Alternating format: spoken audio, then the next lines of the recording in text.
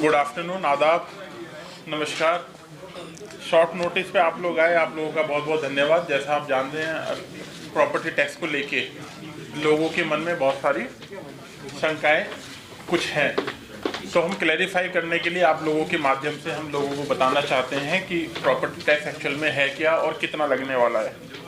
तो जब हम बात करते हैं भाई पूरे देश की, तो उसी हिसाब से प्रॉपर्टी टैक्स भी एक ऐसा टैक्स है जो पूरे देश में लगा हुआ है, और JNK अपने आप में सबसे लास्ट स्टेट या यूटी है जिसमें ये इन्फोर्स किया गया है।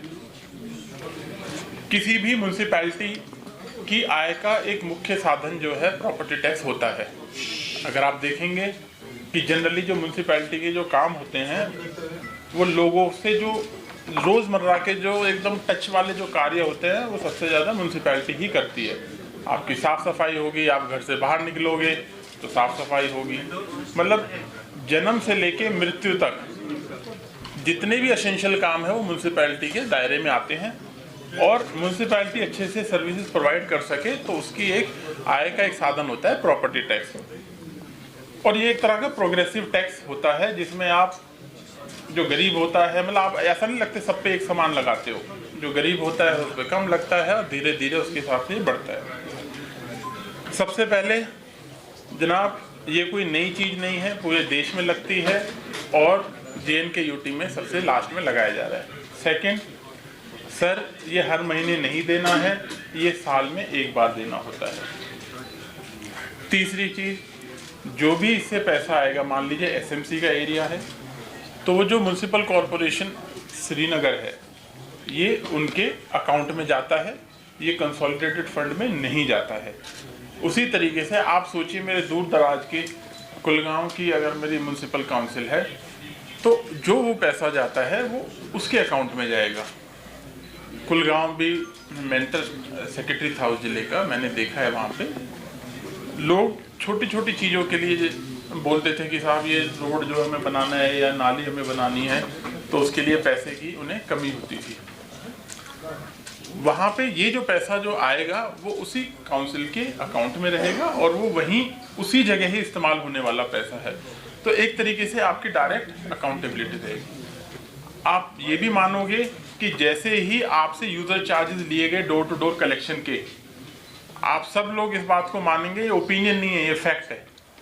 जब तक आपसे यूज़र चार्जेस नहीं लिए गए थे उससे पहले जो सर्विस थी और जब आपसे यूज़र चार्जेस लिए गए उसके बाद जो सर्विस हुई है, आप खुद उस बात को मानेंगे कि यूज़र चार्ज देने के बाद एक तो जो हमारा नागरिक है उसमें जागृति आती है, वो एनलाइटेंड होता है कि नहीं भाई मुझे इसको जो है, मैं आपको यूज़र चार्जेस दे रहा हूँ साहब, मुझे तो आपको, मेरे पास गाड़ी नहीं है एक भी दिन तो आप कहते हो मेरे पास गाड़ी क्यों नहीं आ रही है कि नहीं?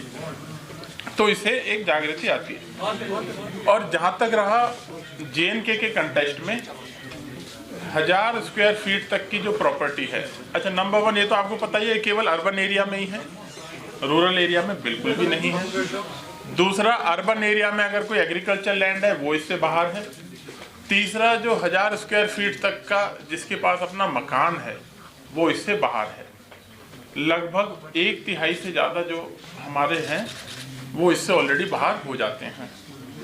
4th पार्ट इसका जो आप देखोगे, अगर मान लो आपको किसी प्रॉपर्टी के लिए 100 रुपये देना होता है श्रीनगर म्यूनसिपल काउंसिल में कॉरपोरेशन में, तो आपको जो काउंसिल में है वो 75 रुपये होगा उसके कॉरेस्पॉन्डिंग, अगर कमेटी होगा तो केवल 50 रुपये होगा। तो जितना एक आदमी दूर दराज एरिया में रहता है, जो बेचारा अभी गरीब है, अपना मकान बनाया है, तो वो उसमें ऑलरेडी एग्जम्प्टेड है, 1000 स्क्वायर फीट तक ऑलरेडी एग्जम्प्टेड है। उसके बाद इसको प्रोग्रेसिवली उसमें बढ़ाया गया है। इसके फैक्टर्स हैं, कैलकुलेशंस हैं।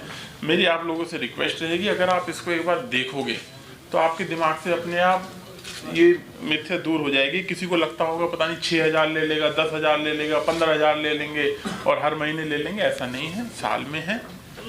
JNK में सबसे लास्ट में लगाया जा रहा है। पैसा लोगों के तुरंत उनके इस्तेमाल के लिए उन्हीं की कमेटी के हाथ में रहेगा।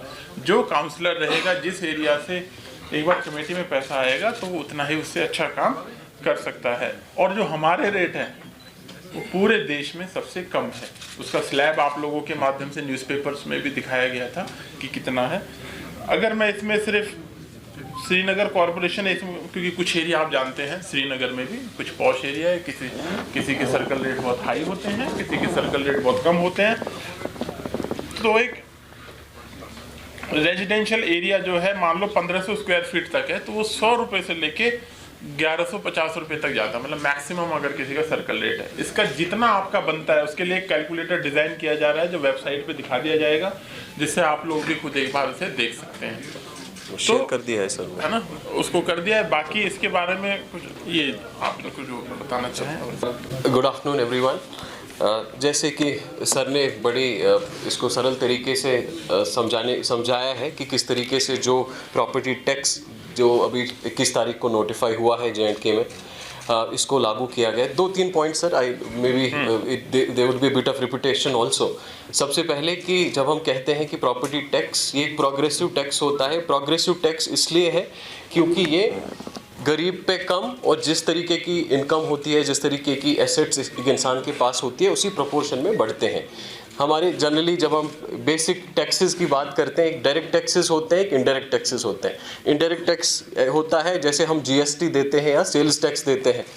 फॉर एग्जांपल अगर ये पेन है, ये पेन अगर 20 रुपये का है, इसमें अगर 2 रुपये का टैक्स है, ये 2 रुपये गरीब को भी देने पड़ते हैं, ये 2 रुपये अमीर को भी देने पड़ते हैं, ये 2 रुपये किसी मिडिल इनकम वाले बंदे को भी देने पड़ते हैं। तो इनडायरेक्ट टैक्स जनरली रिग्रेसिव, इसको प्रोग्रेसिव नहीं माना जाता है। लेकिन जो डायरेक्ट टैक्स होता है वो प्रोग्रेसिव होता है। डायरेक्ट टैक्स में एक जो सिंपल एग्जांपल हम जानते हैं, दैट इज़ इनकम टैक्स, कि जितनी इनकम बढ़ती है उसी प्रोपोर्शन में टैक्स देना पड़ता है। इनकम स्लैब कम है, इंसान की गरीब आदमी है, उसको वो टैक्स नहीं देना पड़ता है। इसी तरह से जो प्रॉपर्टी टैक्स है, ये प्रॉपर्टी टैक्स भी एक डायरेक्ट टैक्स है और प्रोग्रेसिव टैक्स है, क्योंकि जिसकी कम एसेट्स हैं, जिसकी कम प्रॉपर्टी है, वो या तो एग्जम्प्टेड होता है या बहुत कम रेट होती है। और जो ही आपकी जो एसेट्स का साइज, एसेट्स का क्वांटम बढ़ता है, तो प्रॉपर्टी टैक्स भी प्रोपोर्शनेटली बढ़ता है। इसलिए ये प्रोग्रेसिव होता है। एक डिस्ट्रीब्यूटिव जस्टिस भी इसको माना जाता है कि जो हमारे समाज में, हमारे सोसाइटी में, देश में बड़े एसेट वाले जो हमारे होल्डर्स होते हैं, उनका टैक्स गरीब के लिए, उस गरीब के आसपास की डेवलपमेंट के लिए यूज़ होता है। So that was the first point जो सर ने भी अच्छे से समझाया है। दूसरा पॉइंट जो बहुत अहम है वो ये अहम है कि फॉर एग्जांपल अगर कोई GST अभी इकट्ठा होता है तो ये कंसोलिडेटेड फंड में चला जाता है, फिर वहाँ से थ्रू फाइनेंशियल जो जिस तरीके से बजटिंग होती है, फाइनेंशियल बिल्स होती हैं, उसके हिसाब से एलोकेट होता है। ये जो प्रॉपर्टी टैक्स है, ये property tax urban local body अपने एरिया में खुद इकट्ठा करती है और इसके बाद इसको खर्चा करने का भी अधिकार उसी अर्बन लोकल बॉडी को होता है। इसका मतलब श्रीनगर में जो भी इकट्ठा होगा वो श्रीनगर म्युनिसिपल कॉरपोरेशन के ही अकाउंट में जाएगा और इसका खर्चा, इसको किस तरीके से खर्च करना है, इसको किस तरीके से जो है स्पेंड करना है, कौन सी डेवलपमेंट कामों में करना है, that would be decided by Srinagar municipal corporation only. इसी तरीके से छोटी कोई म्युनिसिपल काउंसिल है, म्युनिसिपल कमिटी है, वहाँ पे जो इसमें कलेक्ट होता है, that would again it will not go to government, ये UT गवर्नमेंट को नहीं जाएगा, सेंट्रल गवर्नमेंट को नहीं जाएगा, ना ही एक ULB से दूसरे ULB में जाएगा। इसका मतलब जो प्रॉपर्टी टैक्स श्रीनगर में इकट्ठा होगा ये जम्मू में स्पेंड नहीं होगा, ये अनंतनाग की म्युनिसिपल कमेटी में स्पेंड नहीं होगा।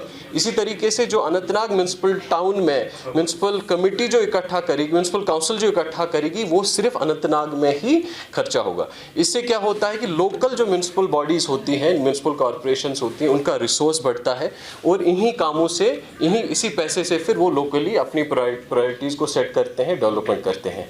अभी अगर हम श्रीनगर की बात करें, हम लोग हार्डली 10% 12% अपने खर्चे को इकट्ठा कर पाते हैं through our resources, through our different means. But जब खर्चे की बात करते हैं, चाहे हमें सैनिटेशन की बात हो, सैनिटेशन वर्कर्स को लगाने की बात हो, गाड़ियों को लगाने की बात हो, ब्रूम्स की बात हो, यूनिफॉर्म की बात हो, इसी तरीके से विंटर में स्नो क्लियर करना है, स्नो क्लियरेंस के मशीनरी का खर्चा हो, फ्यूल का खर्चा हो, हमारे स्टाफ का खर्चा हो, कहीं ड्रेन्स बनानी है, कहीं इस समय हम लोगों ने रिसेंटली श्रीनगर में एक ड्रेनेज मास्टर प्लान बनाया था सर। लगभग हमारे यहाँ अभी 1000 किलोमीटर का ड्रेनेज नेटवर्क है और 1500-1600 किलोमीटर का ड्रेनेज नेटवर्क की और ज़रूरत है सर। पिछले साल जो 74th अमेंडमेंट में हमारे यहाँ जो है श्रीनगर के रोड्स ट्रांसफ़र हुए हैं।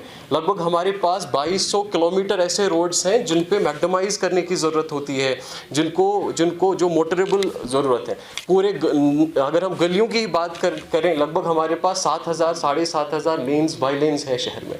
तो जो ये पैसा है, जो भी ये रिसोर्स है, ये इसी काम में, इसी पब्लिक सर्विस के लिए यूज़ होगा। बाकी भी अक्रॉस द कंट्री जितनी भी म्यूनसिपल बॉडीज़ हैं, चाहे बड़े को अगर हम बीएमसी या अहमदाबाद या बैंगलोर म्यूनसिपल कॉर्पोरेशंस को भी छोटे, जो छोटी या हमारी जो लेवल की या हमारे टाइप की इकोनॉमिकली या जियोग्राफिकली जो हमारी इक्वली सिमिलरली प्लेस्ड सिटीज़ हैं या टाउन्स हैं, वहाँ पे भी सबसे बड़ा मेजर जो एक इनकम का सोर्स होता है वो ये प्रॉपर्टी टैक्स होता है। और एक जो बहुत अहम जो JNK में जो प्रॉपर्टी टैक्स नोटिफाई हुआ है, इसमें एक सबसे बड़ी चीज़ ये हुई है कि जो एक मॉडल है, it's a very simple model. दूसरा, इसमें जो रेट्स लगाई गई हैं वो बेहद ही कम रेट्स हैं, काफ़ी लो रेट्स पे जो है इंट्रोड्यूस किया गया है। जैसे सर ने भी अभी बताया, इसमें जो हमारे गरीब तबका होता है, जिसमें अक्सर 1000 वर्ग मीटर स्क्वायर फीट से कम, जो 1000 स्क्वायर फीट से कम जो एरिया होता है, उनको एग्जम्प्ट किया गया है। इसके बाद चाहे 1000 से 1500 हैं, 1500 से 2000 हैं, उन सब की भी स्लैब्स बनाई गई हैं। स्लैब्स इस तरीके से बनाई गई हैं कि वो मॉडरेटली इंक्रीज होता है, एकदम से जंप नहीं करता है। दूसरा, जब हम ये इनफैक्ट आज जो हमने ये मीटिंग रखी थी, इसीलिए रखी थी कि हमने एक डिटेल प्रेजेंटेशन भी बना के रखी है कि ताकि हम सबको के साथ डिस्कस भी करें किस तरीके से कैलकुलेट करना है, कितना आसान है कैलकुलेट करना। और कोई कहता है कि जी मेरा 5 लाख लग रहा है, 4 लाख लग रहा है, जो कि सही बिल्कुल भी नहीं है। इनफैक्ट हम लोगों ने आज पेन और पेपर भी सर यहाँ पे रखे हुए हैं कि इसके बाद वील डू दिस एक्सरसाइज, जैसे हम लोग 8th 9th में मैथ का क्वेश्चन करते थे, इसी तरीके से करेंगे कि ये जो हमारा कैलकुलेट जब हम करते हैं, जो ये प्रॉपर्टी टैक्स है, this a multiplication of 9 factors, 9 factors का मल्टीप्लिकेशन से एक वैल्यू आता है जिसको हम टैक्सेबल एनुअल वैल्यू कहते हैं। उस टैक्सेबल एनुअल वैल्यू का 5% रेजिडेंशियल पे है और 6% जो नॉन रेजिडेंशियल पे है। कैलकुलेट करने की प्रोसेस भी बड़ी सिंपल है। इसका एक बेसिक वैल्यू जिस पे एंकर किया गया है वो हमारी सर्कल रेट है। सर्कल रेट जो हर साल जो नोटिफाई होती है हर डिस्ट्रिक्ट में, बहुत कमर्शियल रेजिडेंशियल के बेसिस पे, उस सर्कल रेट से या उस स्टैम्प ड्यूटी रेट से हम एक लैंड वैल्यू फैक्टर ले लेते हैं। फॉर एग्जांपल, अगर किसी जगह का 60 लाख रुपए है सर्कल रेट, उसमें से हम लेते हैं लैंड वैल्यू फैक्टर। किसी जगह पे अगर 1 करोड़ है सर्कल रेट, तो हम 10 ले लेते हैं लैंड वैल्यू फैक्टर। किसी जगह पे अगर 5 लाख है सर्कल रेट, तो 0.5 is the land value factor जो हम लेते हैं। उसको फिर मल्टीप्लाई करते हैं अलग अलग फैक्टर से, जिसमें एक यूजेज फैक्टर है, ये रेजिडेंशियल है या कमर्शियल है, किस तरीके का कमर्शियल है। ये इसका एज फैक्टर एक और फैक्टर है कि जितनी पुरानी बिल्डिंग है उतना उस पर कम जो है टैक्स लगता है, उस तरीके से वो फैक्टर रखा गया है। एक फ्लोर फैक्टर रखा गया है कि फ्लोर वाइज किस तरीके से, जैसे फ्लोर फैक्टर अगर कमर्शियल में ग्राउंड फ्लोर पे 1 लगता है, हमारे फर्स्ट फ्लोर पे 0.9 लगता है, सेकंड फ्लोर पे 0.8 लगता है, कि जितना ऊपर के फ्लोर्स होते हैं उनमें ये रेट ऑटोमेटिकली और कम चली जाती है। एज के बेसिस पे जैसे अभी बता दिया। एक और फैक्टर है कंस्ट्रक्शन टाइप का फैक्टर, कि अगर एक RCC स्ट्रक्चर है तो उस पर मैक्सिमम फैक्टर 1 है। अगर नॉर्मल हमारा लोड बेयरिंग दूसरे स्ट्रक्चर्स होते हैं उन पे कम है, कच्चा है तो और भी कम उस पे लगता है। तो बड़े सिंपल आसान तरीके से, आसान मॉडल के साथ ये बनाया गया है। बेसिक ऑब्जेक्टिव आज इस प्रोग्राम में हम लोग एक डिस्कशन में डिटेल में ये चीज़ समझाएंगे भी। और one thing that we want to do is, हम हमारे सभी साथियों को आज एक पेन और पेपर भी देना चाह रहे हैं ताकि वो खुद कैलकुलेट करें, क्योंकि काफ़ी सारे लोग अफवाहें फैलाते हैं कि बड़ा एकदम से दिस इज़ समथिंग डिसप्रपोर्शनल। वो चीज़ तभी खंडित हो जाती है जब आप खुद कैलकुलेट करते हैं। हम लोग कल जैसे 2-3 एग्जांपल में देना चाहूँगा। यहाँ लाल चौक हमारा सबसे प्राइम एरिया है। अगर लाल चौक में आपकी लगभग 300 स्क्वायर फीट की दुकान है, जो अच्छी खासी दुकान है, उसका साल का ये लगभग 2200-2300 रुपये बनता है, समथिंग अराउंड दैट। इसी तरीके से अगर आपका राजबाग में है 1 कनाल की ये है, तो उस पर भी आप देख सकते हैं 2000-2500 इसी के अराउंड ये बनता है। ये सभी कैलकुलेशंस भी हमने जो है अपने रखी भी है। इस समय हम लोगों ने ट्विटर हैंडल वगैरह पे भी एक बेसिक कैलकुलेटर भी शेयर किया है, जिसमें आप अपनी ये डेटा डाल के खुद देख सकते हैं, कैलकुलेट कर सकते हैं कि हमारा जो प्रॉपर्टी टैक्स कितना बनता है। बहुत ही कम जो है अमाउंट ये बनता है। इसमें सभी प्रोविजंस रखी गई हैं जिससे ये ज़्यादा प्रोग्रेसिव बने। इसमें ये भी है कि अगर टाइमली पे किया जाता है तो उसमें 10% का एग्जम्पशन भी होता है। सो कुल मिला के I think in conclusion before we proceed for the further program we want to drive this point कि किसी भी तरीके से अफवाहों का, किसी भी तरीके से जो अनसबस्टेंशिएटेड क्लेम्स पे उन पे जो है बिलीव करने की ज़रूरत नहीं है। आप खुद ये एसओ भी पढ़ सकते हैं, इसके साथ जो एनेक्शर्स हैं वो भी आप देख सकते हैं। खुद जहां अपने घर का भी, अपने प्रॉपर्टीज़ का भी, जहां पे भी आप रहते हैं, आप खुद अपना कैलकुलेट करके देख सकते हैं। आप ये खुद ही समझ पाएंगे कि ये किसी भी तरीके से it is not disproportionate, it is only something जो बिल्कुल एक प्रोग्रेसिव और डिस्ट्रीब्यूटिव जस्टिस को ध्यान में रखते हुए बनाया गया है। और इससे जो भी रिसोर्स, जो भी इसमें व्हाटएवर कलेक्शन हैपन्स, जो भी इसमें से फंड्स इकट्ठा होंगे, those will be used by the local body for the development, for the improvement of services for its citizens. चीज़ें जब हम 1000 स्क्वायर फीट की बात करते हैं तो हम 1000 स्क्वायर फीट एरिया लैंड की बात नहीं करते हैं, we are talking about built up area. तो इनफैक्ट अगर आप हमारे श्रीनगर की ही बात करते हैं, डाउनटाउन के आप अक्सर एरियाज़ को देखते हैं, हमारा लार्ज प्रोपोर्शन जो एक गरीब तबका है, they fall with in this 1000 square feet bracket. In fact इसका भी एक लॉजिक है कि 1000 स्क्वायर फीट ही क्यों, कि जब हम प्रधानमंत्री आवास योजना के देखते हैं, जब हम लो इनकम ग्रुप में हाउसिंग का डेफिनेशन देखते हैं, सो उसमें this has been done keeping that things और those things also in mind. दूसरी चीज़, जब 1000 स्क्वायर फीट से आगे का है, उसके बाद का मतलब ये नहीं हो कि किसी का अगर 1100 या 1500 स्क्वायर फीट है तो उसका एकदम से बहुत ज़्यादा है। उसका भी जो प्रॉपर्टी टैक्स मान लीजिए 1000, that is again very nominal, that's again very minimal. सबसे पहले क्योंकि अगर आप ये एसओ पढ़ेंगे, इस एसओ में there is a reference to section 143A of municipal corporation act, जिसमें the government has the powers and authority to implement and issue this order, जिसको इशू किया गया है। And it is clearly written in the order that this will be implemented from 1st April 2023 and it will be implemented with that timeline, with that direction as the government has already issued. As far as the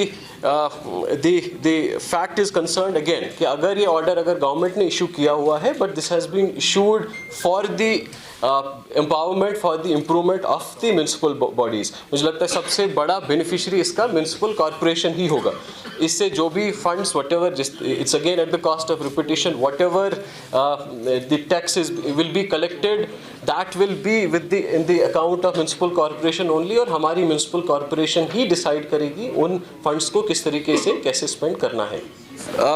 इसमें भी कई तरह के जो exemptions हमारे, for example अगर आप जो एक्ट भी देखेंगे उसमें भी कई सारे प्रोविजंस में वो एग्जम्पशंस दिए गए हैं। दोज एग्जम्पशंस, सिमिलरली जो रूल्स भी फ्रेम किए गए हैं उन रूल्स में भी वो एग्जम्पशंस, काफ़ी सारे exemptions are already there, those exemptions would be taken care of. Yes, जिस तरीके से अभी सर ने भी बताया कि जिस भी residential which is less than 1000 square feet, they are exempted from property tax. उन पे कोई भी जो बेसिस है प्रॉपर्टी टैक्स कैलकुलेशन का, that is the built up area. तो इसमें the category of the person will not be considered, it would be the built up area of the property.